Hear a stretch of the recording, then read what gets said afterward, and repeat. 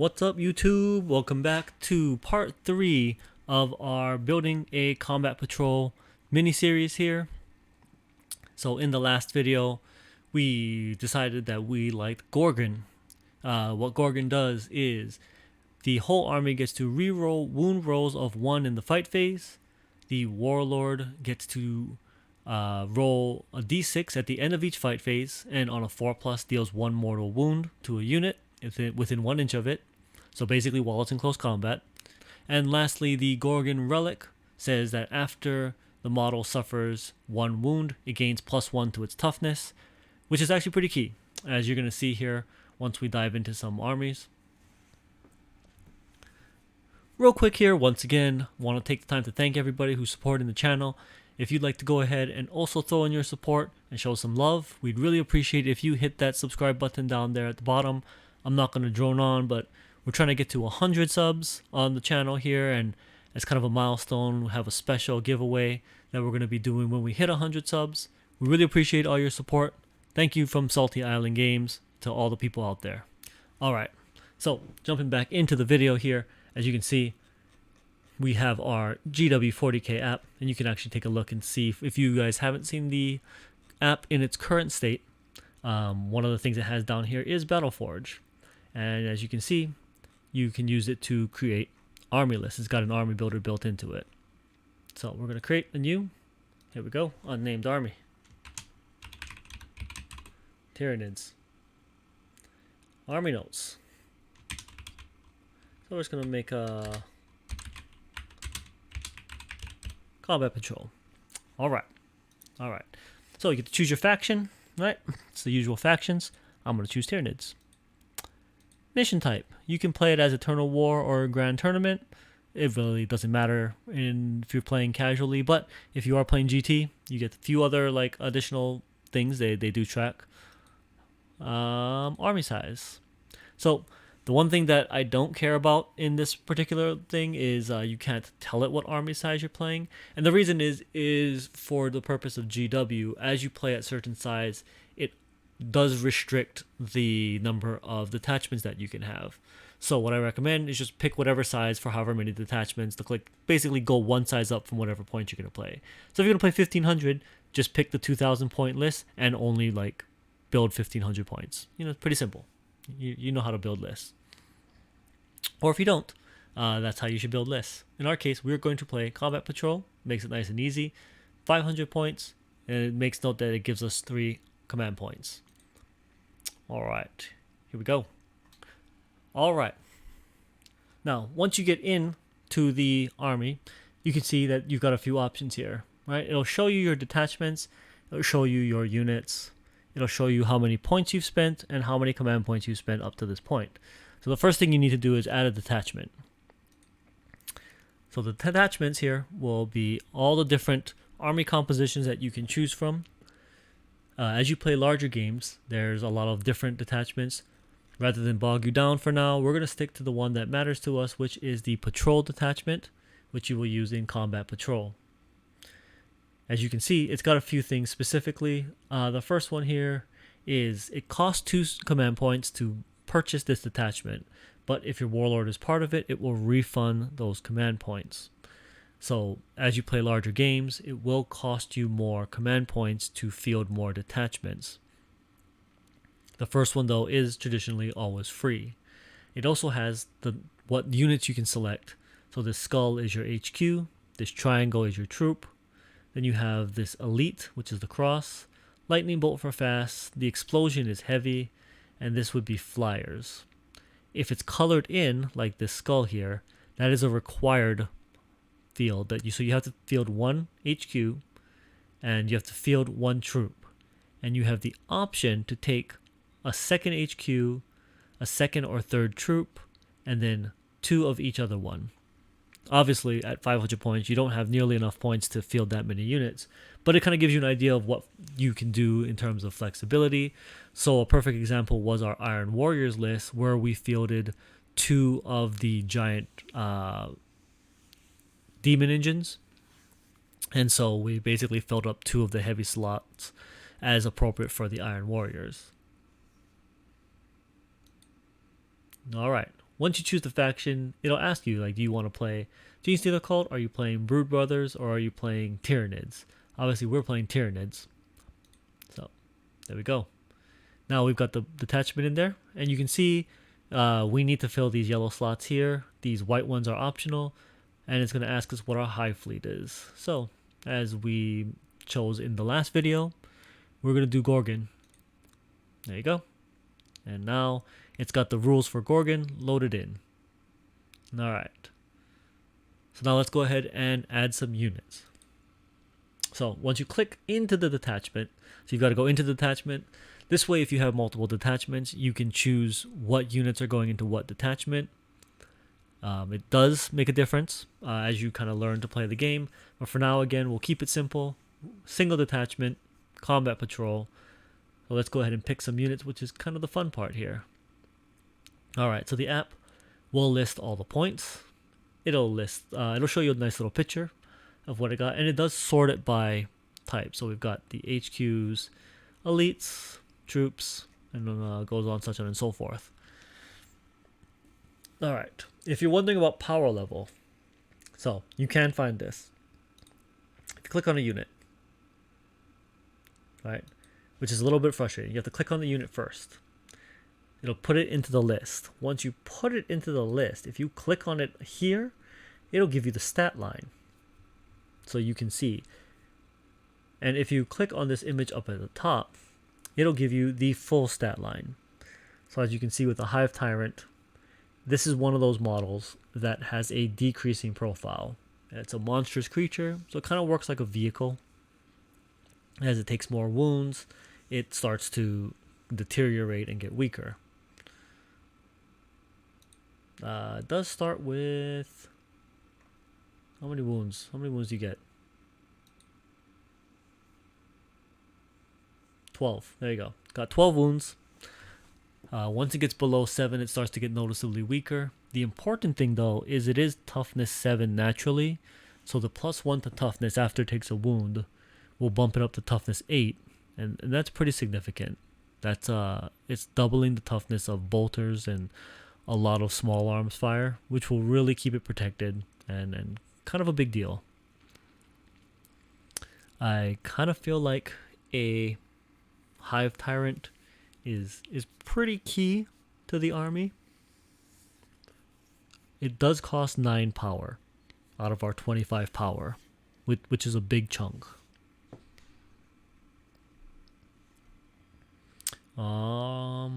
The other option we can go with is there's a Brood Lord. We can make a note of that. There's a Brood Lord.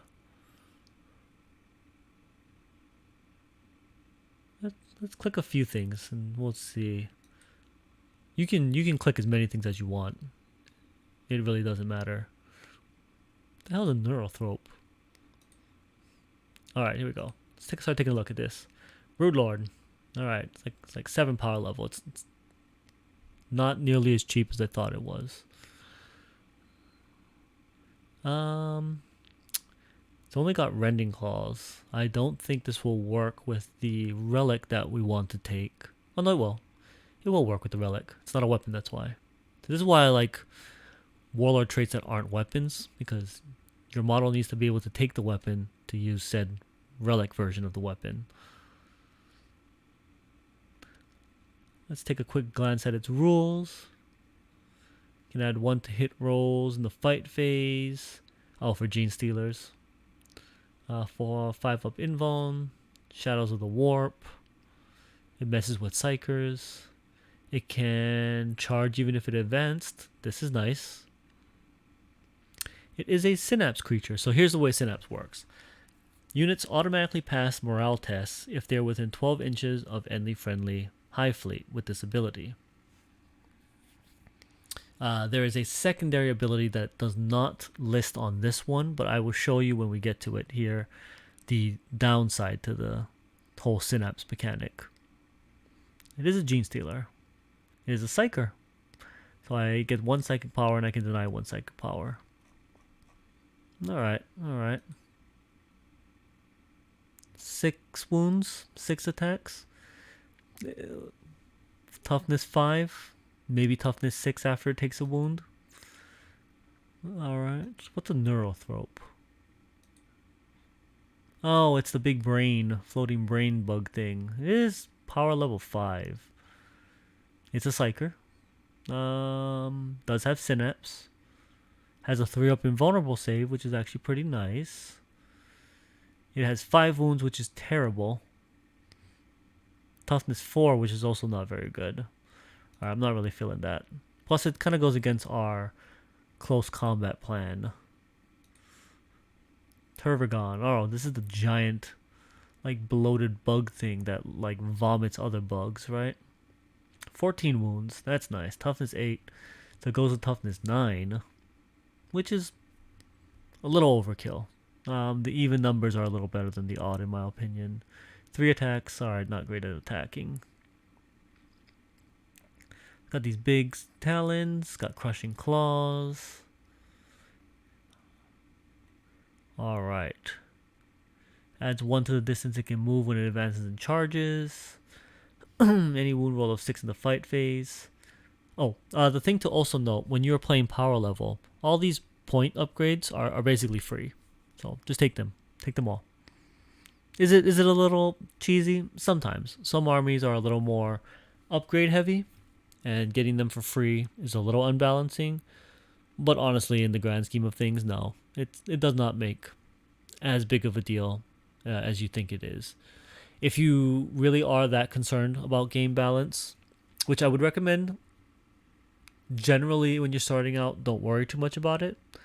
But once you start getting into like the higher game point levels, you're like 1,500, 2,000 points, the points do make a lot more of a difference then, because you just have more models and it makes such a bigger difference at that point. At smaller levels, it doesn't make that big of a deal. That's what I've kind of found. I bet, like, for example, with the combat patrol games that you've watched, I bet you wouldn't be able to tell which ones have a higher point than the other. And as a tip, it wasn't always the one that won. Alright. This one buffs Termagants, which is a troop unit. Reroll hit ones from the shooting phase. So they're the shooting unit. Again, not really going to play shooting units. This one does have a fun ability, though, where at the start of your movement phase, Tervagon can spawn Termagants.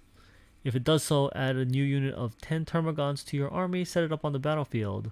So it basically births out new Tyranid models for free, which is a little ridiculous. It's a little ridiculous. Man. I'm not going to do another shooting army, though. You guys have seen enough shooting armies on the channel. We're trying to mix up. We're going to do a close combat army. Alright, so not the Tervagon. Alright. So, also, we can delete units with these 3 dots here. We don't really like the Neurothrope. Swarmlord.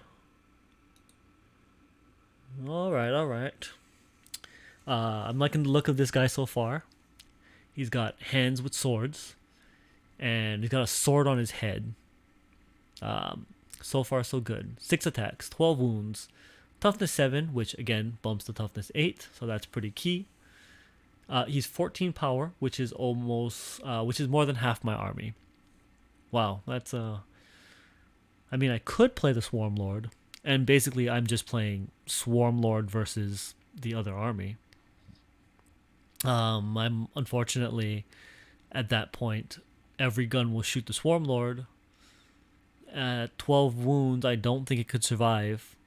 Like, I think the Iron Warriors would just delete this in 1 turn, or 5 Terminators, or a long list of other things.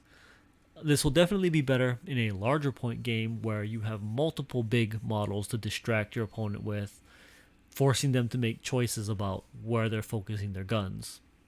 In this one, unfortunately, this 14 power is just too expensive for my taste. With that said, don't let it stop you.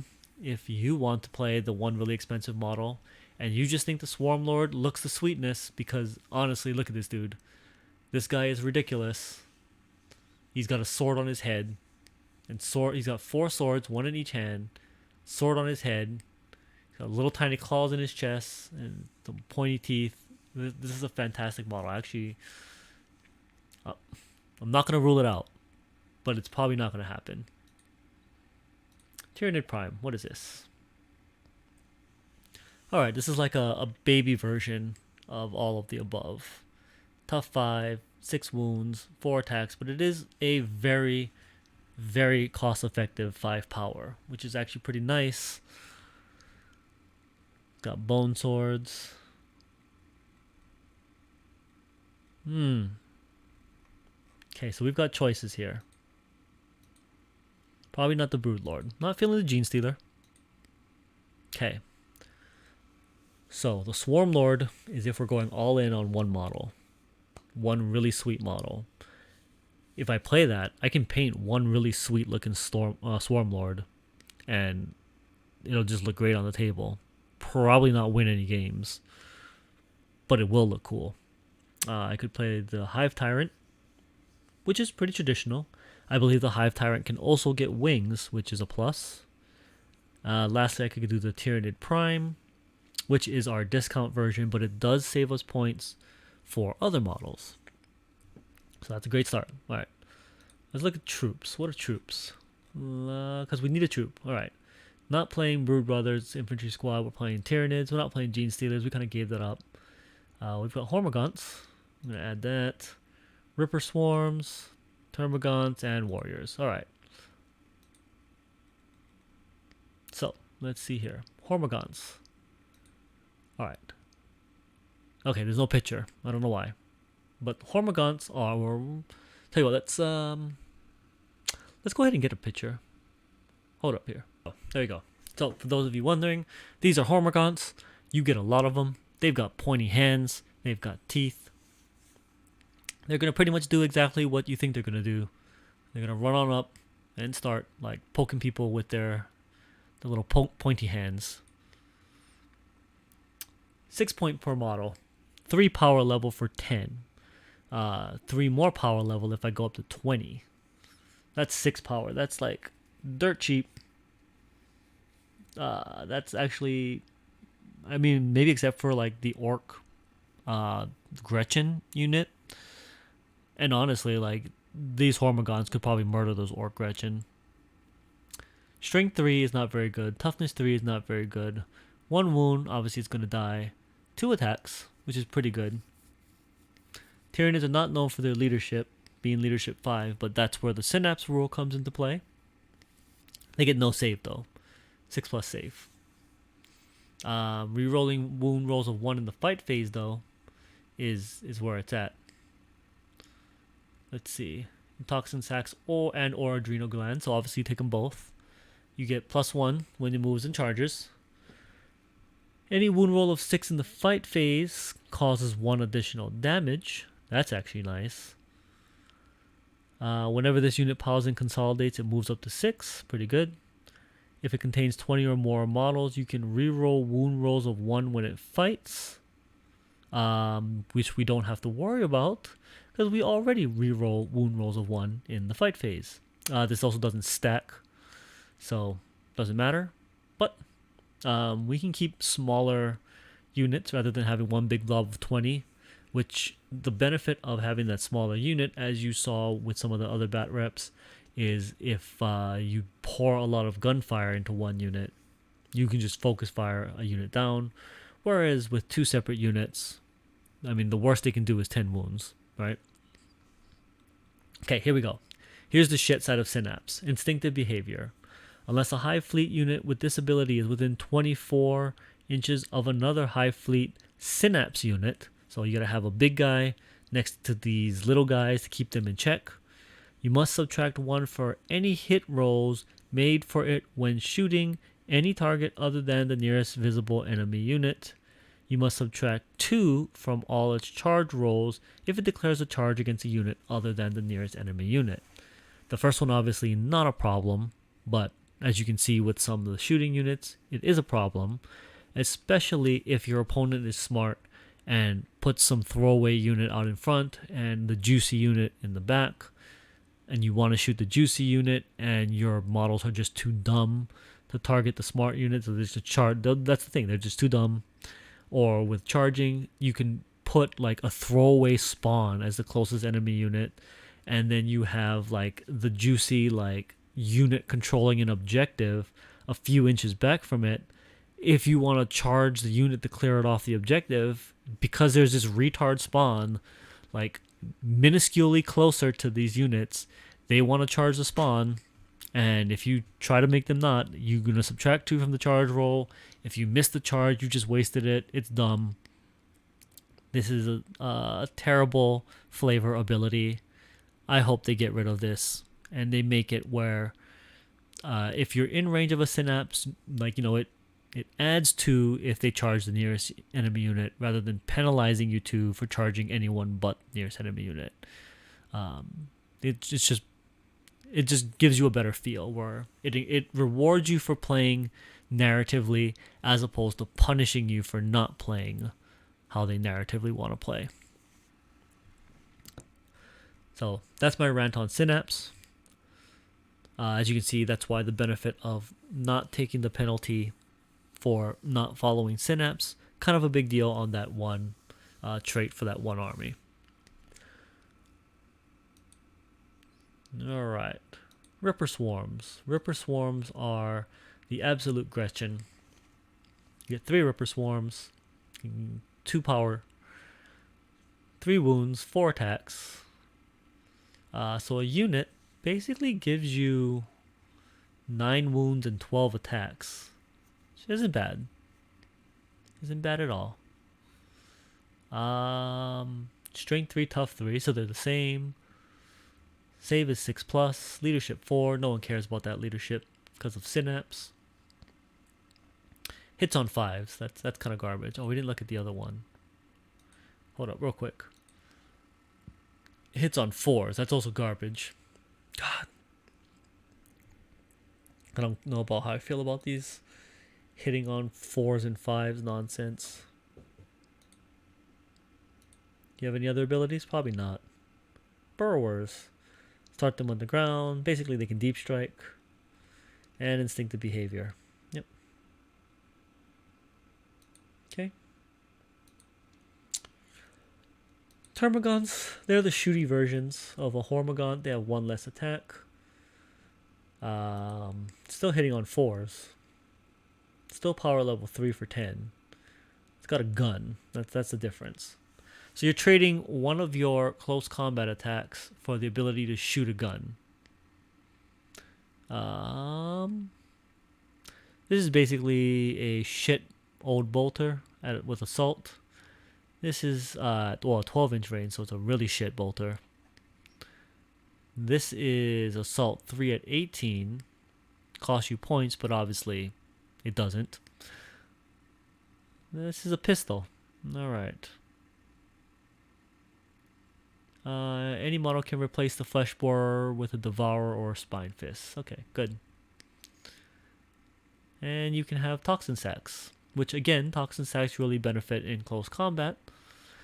As you can see, that's why it's a little cheaper on this unit, because it's not as effective, because it's not really a close combat unit.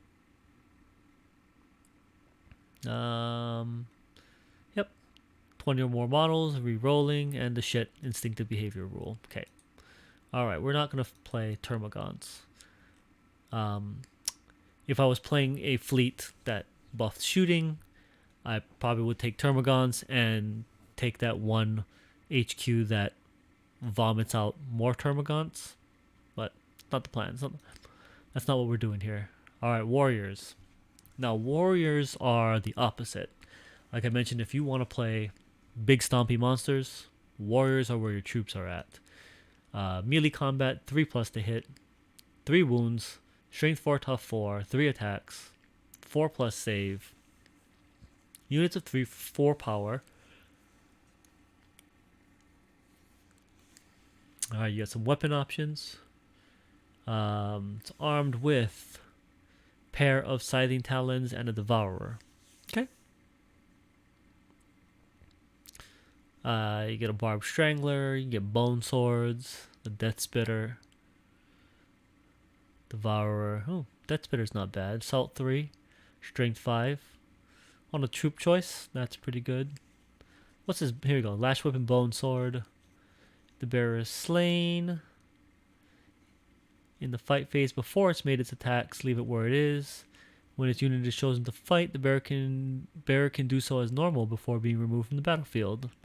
Kind of okay. AP -2 is pretty good. This 1 damage is not so good since there are 2 wound Marines out there. Rending Claws on 6s to wound. Resolved with AP -4. Still only 1 wound. Scything Talons. Reroll hit rolls of 1, which we already do, so we're not going to waste this on this one. If the bearer has more than 1 pair, it can make 1 additional attack each time it fights. Yeah. Not going to do that. Spine Fist is a gun, Venom Cannon's a gun. Ew. Not like the Bone Swords, maybe. Bone Swords would give it 4 attacks. But not the greatest. Not super feeling the warriors. As cool as big monsters are, not feeling the warriors. So I'm gonna just remove that. So we got Hormigons and Ripper Swarms. That's pretty good. Because we're going cheap, I kind of don't need to use the Tyranid Prime. I could use a Swarmlord. God. Should I do it? Should I do it, YouTube? Let's see what else we got here. All right. Let's get into the flavor. So we have a troop. We have an HQ. Or we'll get to an HQ. Let's see how much points we're going to spend on other things that we want. Elites. Let's find. So here's my next recommendation on it. Right. You got a theme. The theme, be it shooting or close combat or stealthy, or you want to deep strike the army or whatever. Find the shit that looks cool and matches your theme and just go all in on it. Right? Like, will it work? Maybe. The one thing I will say is there's very few things that are unplayable in the 9th edition codexes. Even the things that are bad are not unplayable. Yeah, they're not as optimal as the good things, but at such a small army, it's not that big of a deal. And really, you're playing Combat Patrol for the narrative and kind of for the fun of it. Obviously, if this is your first army, it'll give you a feel of the game and give you an idea of whether you want to expand in this way or add more models in a different direction to supplement it. Like, if you're not liking the close combat, you can add some shooting to supplement the army and kind of have a mixed force. Maybe give your opponent something to think about on the first turn rather than just shooting your melee units. Or if you're playing shooting and you're just getting rushed down, maybe you can add some melee units to screen for your shooting units. So this will be a great way to give you a feel for the game, especially if you're brand new. Just getting out there and playing games is more important than, worrying about the effectiveness of your army. The one thing that I always tell people, especially with your first army, the army that you're going to see the most is your own army. So you may as well build models and paint models that you like looking at. All right. This Hive Guard here, as you can see, this dude's got a gun. Death Leaper's gun. I think he's a named character. He looks cool. Lictor. Lictors are cool. Pyrovores. The Red Terror. This again sounds like a named character to me. Venomthropes. Is a weird, tentacle face guy. Zoanthropes. I think these are the Psyker floaty guys. Not really feeling that. Alright. Fast attack. Gargoyles. I think these are the ones with the wings. These are all Forge World ones. The Masheron. We're going to try and stay away from Forge World. Not because Forge World's bad, by any means. But I do want it to make it so these are all things that you could just walk into your local game shop and pick up off the shelf. Assuming that COVID hasn't completely wiped out your local shop's hobby supply. Raveners. Raveners are cool. They're the snake people with knife hands. And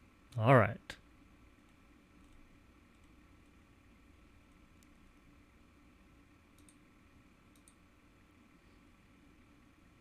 Oh, the Moloch? I could go the Moloch.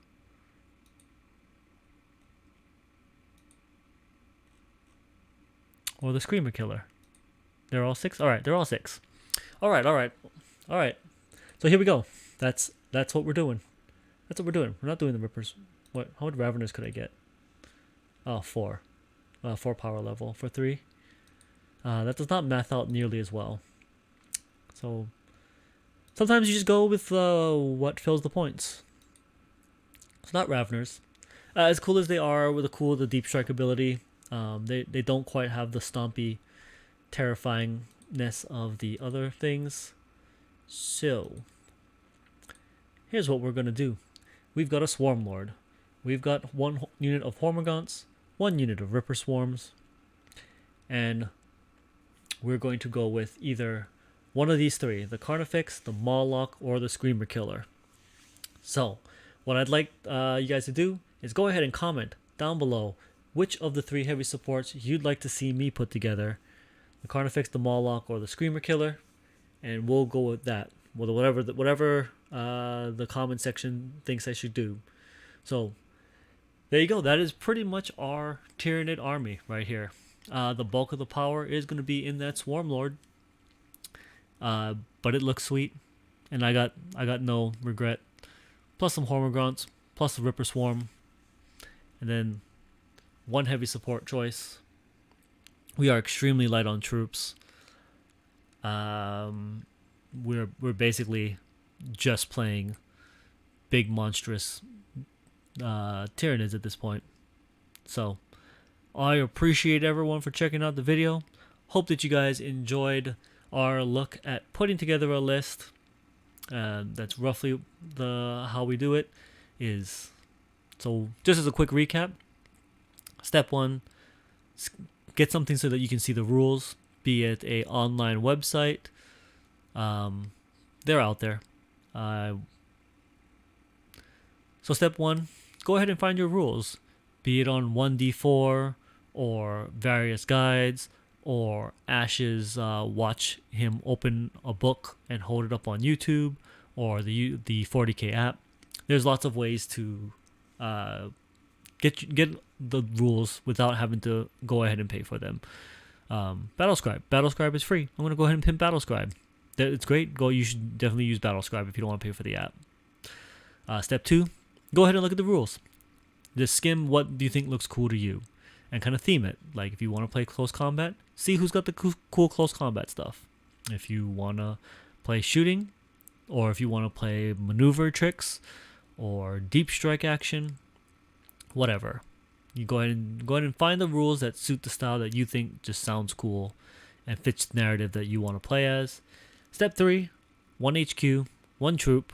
See how many points, what kind of matches your theme again, what models look cool, that you want to sit there and assemble and that you want to paint. And then from there, fill out the points till you get to 25. And you've got yourself the start of a combat patrol. So thank you very much for checking us out. Really appreciate it. Once again, if you like this kind of content, go ahead and hit that subscribe button down at the bottom. We would really appreciate that and all the support. Thanks for watching. Peace out, everybody.